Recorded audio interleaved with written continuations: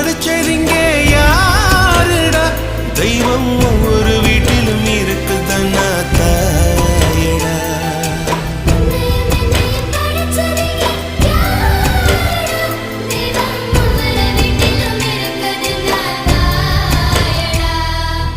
ஆசைப்பட்ட எல்லாத்தையும் காசிருந்தா வாங்கலாம் அம்மாவை வாங்க முடியுமா நீயும்